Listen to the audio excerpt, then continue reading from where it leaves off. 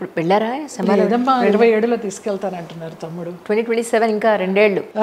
మరి ఇంకా ప్యూరిటీ అవ్వలేదు కదా, ఇంకా ఏమిటి, ఇంకా ఉంటాయి గత జన్మ వాసనలు, అంత తొందరగా పోవు. కానీ చాలా తొందరగా పోయినాయి. 99.9% పోయినాయి. ఇంకొక 1% ఎక్కడో ఉంది ఆ మైండ్లో, దాని తాలూకా. అది రోజు తీసేస్తున్నారు. మొన్న చెప్పారు ఇంకా కొంచెం మంది ఏమీ ఉండదు, నువ్వు చాలా బాగుంటావు. నాకు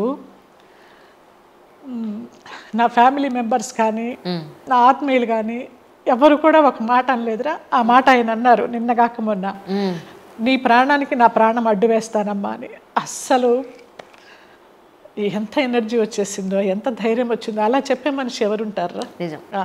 వెంటనే ఆ మనసు పాట గుర్తొచ్చేసింది నాకు డాక్టర్ చక్రవర్తిలో. ఎవరల్లా నన్ను యూజ్ చేసుకున్న వాళ్ళు కానీ, నేను మేలు చేసిన వాళ్ళు కానీ ఎవ్వరల్లా. ఆ ఒక్క మాట, నీ ప్రాణానికి నా ప్రాణం అడ్డామనగానే అస్సలు చాలు, దేవుడిచ్చిన ఈ జన్మ, తల్లిదండ్రులు ఇచ్చిన జన్మ గొప్పది అనుకున్నాను. అంత ఫీల్ అయిపోయినాను. నిజం. అలాంటి ఒక మంచి వ్యక్తి, 10 మంది బాగుండాలనుకునే వ్యక్తి. ఆయన శిష్యరికంలో మేము కూడా 10 మందికి బాగు చేయాలని ఇది చెప్తున్నది. ఇది ఏమీ బిజినెస్ కాదు, కమిషన్ కాదు, ఏమీ కాదు. వచ్చిన వాళ్ళు వాళ్ళ కర్మల్ని రీరైట్ చేసుకోవచ్చు, మళ్ళీ ఒక కొత్త జన్మెత్తచ్చు.